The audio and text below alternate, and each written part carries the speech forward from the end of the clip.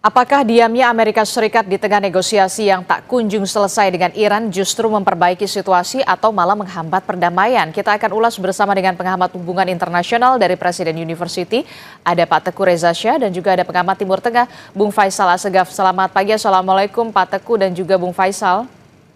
Selamat pagi, Assalamualaikum Ya, Mbak Disti, Pak Reza. Iya, saya ingin tahu dulu ke Pak Teguh. Pak Teguh, ini ada hal yang kemudian anomali yang terjadi beberapa hari belakangan.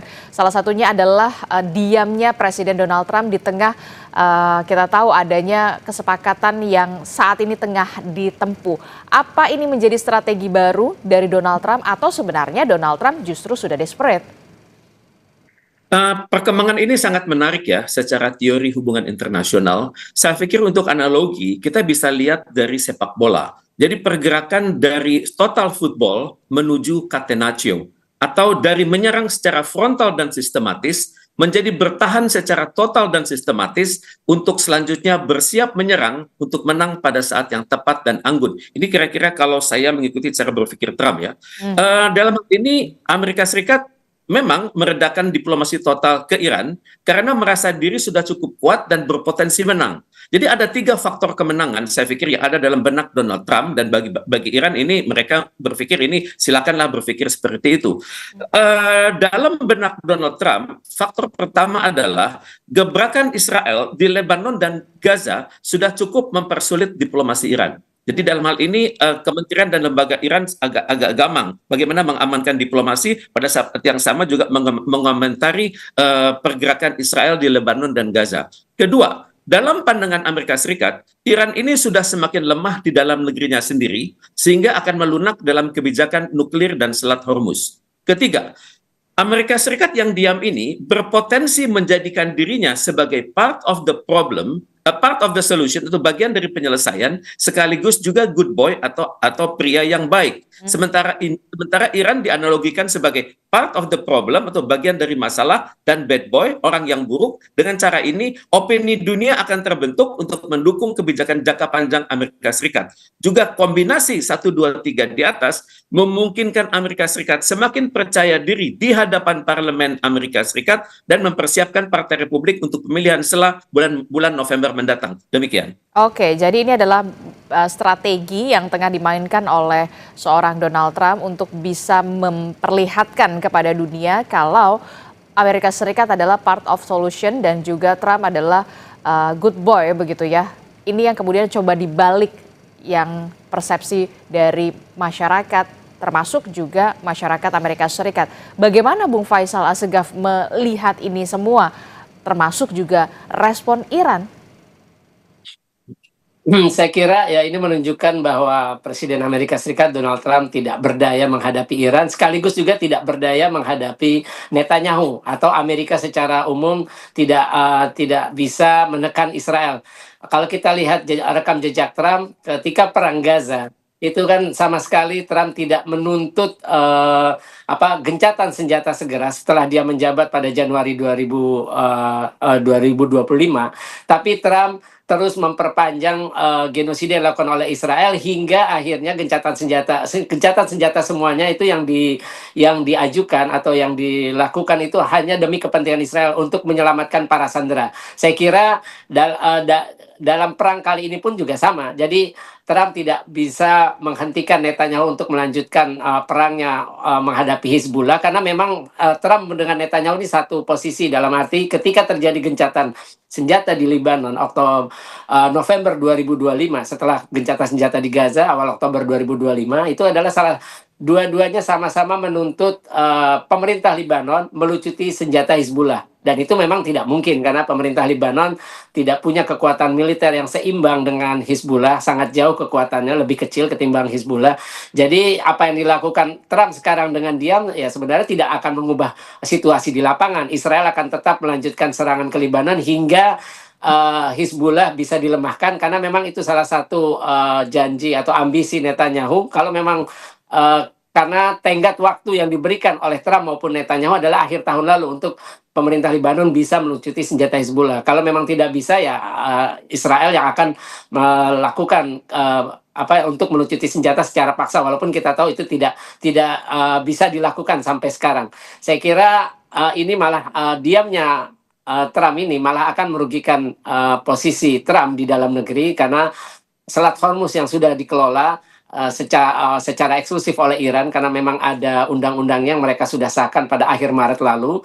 Terus kemudian Amerika tetap melanjutkan blokade terhadap pelabuhan Iran, itu artinya tetap membuat pasokan minyak global terhambat, dan harga minyak di Amerika pun juga tetap tinggi, atau membuat tekanan terhadap rakyat Amerika sendiri. Terus Oke. kemudian juga dengan kelanjutan serangan Israel ini sendiri, artinya pemerintahan Trump dianggap terus melanjutkan pelanggaran hukum, tetap membiarkan Israel melanggar hukum internasional, baik di Lebanon maupun di jalur Gaza. Oke, kalau menurut Bung Faisal, persepsinya adalah ketika diplomasi diam ini sedang dimainkan oleh Presiden Donald Trump, justru ini rasa-rasanya tidak efektif. Justru posisi ini akan menyudutkan Trump di mata warganya sendiri.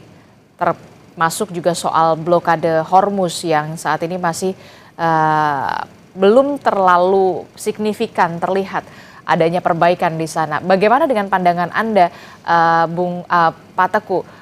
Kalau diplomasi diam ini yang dimainkan oleh Presiden Donald Trump ini rasa-rasanya tidak efektif, justru posisi ini merugikan dari Donald Trump. Saya melihat Donald Trump itu adalah seseorang negosiator yang sangat tangguh. Kemudian dia juga melihat bahwa di dalam negeri betul ada masalah, tapi masyarakat Amerika Serikat cenderung mendiamkan hal ini ya. Karena bagaimanapun juga suara voting di parlemen Amerika Serikat itu menempatkan Partai Republik masih unggul, walaupun selisihnya antara 5 sampai 7.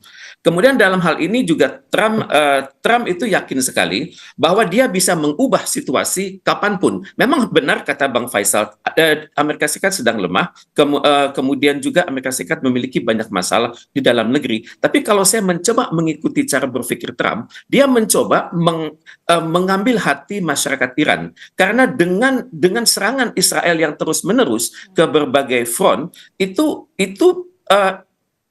menunjukkan bahwa hanya Amerika Serikat yang bisa menekan Israel, dan juga Amerika Serikat yang bisa berhubungan dengan kelompok-kelompok pro-Iran di luar negeri. Kemudian juga Amerika Serikat juga sadar bahwa kritik dari Iran itu sangat keras, di mana Iran mengatakan terjadi banyak sekali gencatan senjata oleh Israel, dan Amerika Serikat dalam hal ini masih diam karena dia berpikir bahwa dengan dia diam dia bisa menenangkan situasi di dalam negeri Amerika Serikat sendiri, dan juga bisa mengambil hati masyarakat Iran karena mereka mulai lihat bahwa sekarang ini Trump sudah berubah, dan untuk itu bisa saja ada tekanan dari dalam negeri agar para negosiator Iran yang dipimpin oleh Ketua Parlemen Iran Muhammad Baghir Ghalibaf itu untuk lebih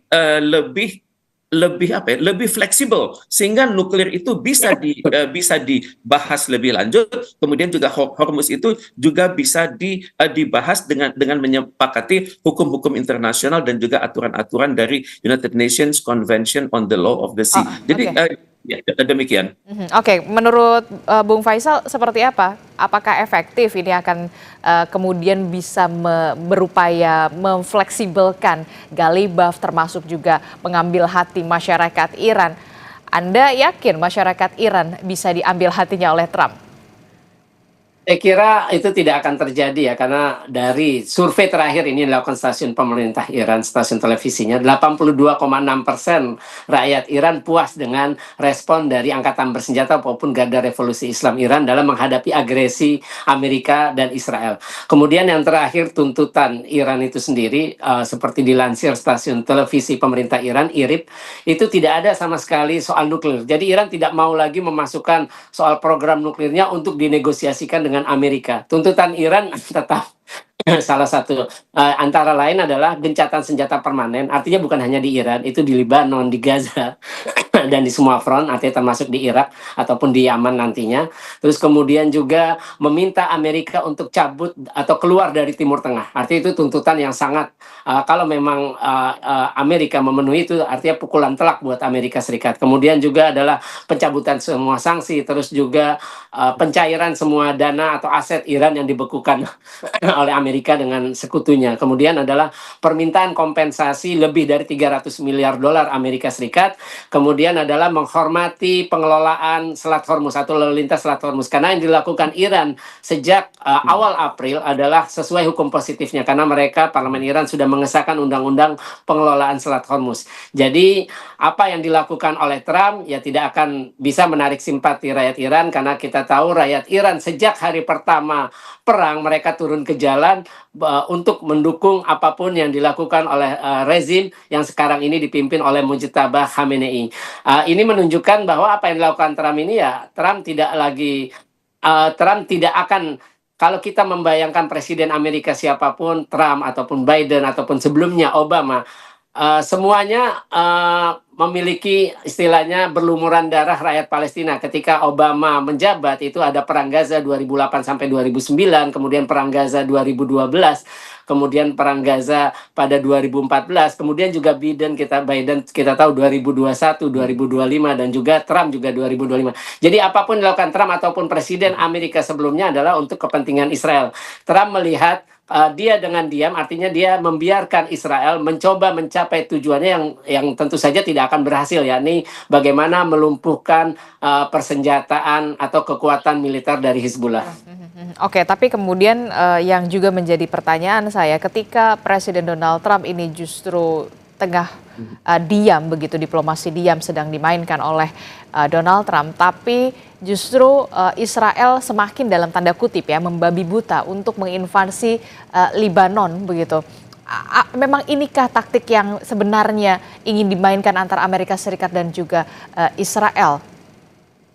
Ya, memang benar, karena Trump itu adalah presiden paling berjasa kedua bagi Israel setelah Harry Truman. Harry Truman hanya butuh 11 menit untuk mengakui Israel setelah dideklarasikan oleh David Ben-Gurion pada 14 Mei 1948. Terus jasa yang sudah dilakukan Trump adalah dengan mengakui Yerusalem pada 6 Desember 2017, baik barat maupun timur sebagai ibu kota Israel, kemudian dilanjutkan dengan pemindahan kedutaan besar. Nah, yang sedang dilakukan oleh Trump sekarang adalah bagaimana melumpuhkan Iran sebagai pendukung semua milisi anti-Zionis, sekaligus juga kelompok pejuang nasionalis Hamas dengan Jihad Islam di Gaza maupun Hizbullah di Libanon.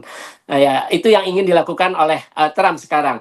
Ya, di Gaza mereka ingin menghabisi semua kelompok pejuang melalui Dewan Perdamaian. Kemudian di Hizbullah, Trump dengan Netanyahu satu posisi bagaimana melumpuhkan Hizbullah. Ya, ini adalah milisi yang paling kuat dari semua milisi yang didukung oleh Iran. Saya kira Trump tidak akan pernah menghukum Israel, ini sudah dibuktikan. Walaupun ada genosida, Trump sama sekali tidak melarang Netanyahu datang ke Amerika Serikat, atau apalagi kita tidak bisa membayangkan Trump untuk menghukum Netanyahu atau melaksanakan surat perintah penangkapan yang dikeluarkan ICC pada November 2024. Oke, Pak Teguh, bagaimana dengan perspektif Anda soal apa yang sudah disampaikan oleh Bung Faisal? Ini artinya justru ketika diplomasi diam di tengah dimainkan oleh Presiden Donald Trump, justru ini dalam tanda kutip ya, terlihat membiarkan Israel mencaplok dan juga semakin agresif untuk menginvasi Libanon begitu. Itu artinya justru negosiasi semakin jauh dari kata sepakat. Yang Bang Faisal katakan itu tepat sekali ya. Memang terjadi pembagian tugas ya antara Amerika Serikat dengan Israel. Tapi pada saat yang sama Trump mempermainkan papan catur yang lain begitu. Okay. Dia sedang berpikir bagaimana terus-menerus mendestabilisasi Iran. Karena dia tahu persis Iran itu ekonominya sedang tidak stabil, mata uangnya semakin rontok, inflasi itu semakin tinggi. Kemudian juga perusahaan-perusahaan Iran banyak yang tidak berjalan. Kemudian bank-bank semakin jauh dari sistem SWIFT. Kemudian Amerika Serikat juga tahu bahwa Iran sedang menghadapi masalah lingkungan hidup, terutama sekali kekeringan dan desertifikasi. Kemudian juga Iran sedang menghadapi polusi yang besar. Kemudian juga dalam pandangan CIA di Iran sedang terjadi legitimasi atas kepemimpinan. Karena walaupun kita harus akui Syiah Imamiyah itu sangat kuat. Marja'i Taqlid itu sedang berlaku. Tapi kalau kita melihat dari cara berpikir Amerika Serikat, itu pasti masih ada titik-titik yang bisa digoyang begitu. Titik-titik yang bisa digoyang itu adalah kaum protester, kaum demonstran yang masih bisa dibina, kemudian juga mereka yang mengkritisi pelanggaran hak asasi manusia, dan juga Amerika Serikat itu sangat berpeluang untuk menggoyang Iran dari perbatasan. Misalnya perbatasan barat itu ada Irak ya yang sekitar 1.400 kilometer. Kemudian ada perbatasan timur laut itu Turkmenistan itu sekitar 1.100 kilometer. Perbatasan timur Afghanistan sepanjang 900 kilometer itu masih bisa digoyang karena dari titik-titik tersebut masih ada kelompok-kelompok minoritas, masih ada kelompok-kelompok yang bisa dirancang oleh Amerika Serikat untuk melawan pemerintah pusat. Jadi untuk itu kelak Amerika Serikat bisa saja menerapkan satu sistem namanya responsibility to protect, di mana satu kelengahan sedikit saja dari Iran dalam mengawal perbatasannya bisa dianggap ini merupakan satu pelanggaran atas hak asasi manusia, sehingga Amerika Serikat dapat dengan mudahnya menggalang sekutu-sekutu untuk menyerang Iran kembali dari barat, dari perbatasan dengan Irak, dari timur laut perbatasan dengan Turkmenistan, kemudian dari barat laut perbatasan dan Armenia, termasuk juga dari barat laut dengan perbatasan Azerbaijan. Jadi saya melihat bahwa di satu sisi kita terpukau melihat Amerika Serikat yang sedang menenangkan diri. Pada saat yang sama, Amerika Serikat tentunya sedang berpikir-pikir bagaimana memenangkan hati masyarakat Iran dengan misalnya dalam beberapa hari ke depan mengatakan akan menghargai hasanah peradaban Iran. Misalnya untuk itu mengatakan tidak akan menyerang kota-kota tua seperti Susa, kota-kota tua seperti Shush, kemudian kota-kota tua seperti Hamadan. Dan juga Amerika Serikat akan mengatakan juga akan menghargai hak hidup masyarakat Iran di kota-kota besar seperti Kermanshah, Ahvaz, Qom, Tabriz, dan juga Shiraz hingga ke Teheran. Jadi tampaknya saya pikir Amerika Serikat sedang memikirkan papan catur yang lain, dan untuk itu sedang mencoba untuk menggoyang bukan saja kredibilitas para negosiator Iran, tapi juga memecah belah kementerian dan lembaga yang ada di Iran, juga menarik simpati dari masyarakat Iran yang saat ini kehidupannya, kalau saya melihat dari perspektif CIA, itu sedang susah dan sedang istilahnya itu war fatigue. Tapi kalau saya lihat dari perspektif pemerintah Iran, tidak ada war fatigue dari kami. Yang ada dari sekarang adalah keharusan kami bersatu dengan pemerintah kami, dan untuk itu kami akan membalas perlakuan Amerika Serikat yang telah membunuh pemimpin besar kami. Demikian. Oke, menarik sekali penjelasan dari Pak Teguh begitu. Di tengah diamnya atau di tengah diplomasi diamnya Presiden Donald Trump, tampaknya Donald Trump tengah mengatur strategi dengan papan catur yang lain, termasuk juga ada kemungkinan merangkul kaum minoritas yang ada di Iran untuk bisa digoyang dalam tanda kutip Iran. Apakah ini menurut Anda, Bung Faisal, akan berhasil? Ya, selama ini memang Amerika bersama Israel terus berusaha menggoyang rezim mullah di Iran, tapi sejauh ini kan tidak berhasil. Memang Mossad berhasil untuk membunuh para ilmuwan nuklir Iran, bahkan puncaknya pada November 2018, seperti disampaikan Netanyahu dalam sidang Majelis Umum PBB September 2018, bahwa Mossad berhasil mencuri semua program nuklir Iran. Nah, kalau memang benar mencuri, artinya kan ada program-program rahasia yang bisa dihancurkan oleh Mossad, karena memang mereka bisa masuk sampai mencuri berbagai dokumen, itu ribuan kalau tidak salah dokumennya itu program nuklir Iran. Kemudian pada November 2022 membunuh kepala program nuklir Iran Muhsin Fakhrizadeh, itu kuburnya ada di Teheran. Terus kemudian juga mereka berusaha menggalang oposisi-oposisi di Iran. Terakhir adalah ketika demonstrasi anti rezim karena masalah nilai tukar yang ambruk, $1 sampai 1,4 sampai 1,7 juta rial Iran nilai tukarnya, itu Januari, berusaha menghasut, tapi ternyata itu tidak berhasil. Ketika Amerika maupun Israel dalam serangan hari pertama membunuh pemimpin tertinggi, Ayatollah Ali Khamenei, terus kemudian menghasut rakyat Iran untuk turun ke jalan, itu juga tidak berhasil untuk menumbangkan rezim. Malah sebaliknya mereka turun untuk mendukung rezim mullah melawan agresi Amerika dengan Israel. Satu-satunya cara buat Amerika maupun Israel adalah ya bagaimana dengan menguasai ibu kota Teheran atau melakukan invasi. Karena kan untuk mengganti sebuah rezim kan caranya ada dua. Bagaimana dengan menguasai ibu kota, pusat-pusat pemerintahan dengan cara agresi, dengan cara invasi. Karena dengan agresi militer dari udara itu tidak akan berhasil. Yang kedua caranya adalah bagaimana menciptakan people power di Iran. Tapi kan kenyataannya sampai sekarang tidak terjadi people power. Walaupun upaya bertahun-tahun untuk Oke. menumbuhkan semakin banyak kelompok oposisi di Iran, itu pun sudah gagal dilakukan Amerika maupun Israel. Oke, terakhir saya mau ke Pak Teguh. Pak Teguh, setelah diplomasi diam yang saat ini tengah dimainkan oleh Presiden Donald Trump, lantas bagaimana nasib negosiasi ini bisa mencapai kata sepakat? Perlukah ada negara-negara penjamin, negara-negara penjaga untuk bisa mengawal dalam waktu dekat setidaknya ada kesepakatan yang bisa terjadi? Terima kasih. Dalam benak Donald Trump saat ini, yang dia pikirkan itu adalah exit strategi ya. Dalam hal ini adalah dia bisa keluar dari krisis dan selanjutnya mengatakan dirinya menang perang. Antara lain mengatakan saya akan membuka Selat Hormuz, tetapi terbatas sampai Iran benar-benar menunjukkan sikapnya yang lebih demokratis. Itu mungkin dia lakukan. Kemungkinan kedua juga dia mungkin mengatakan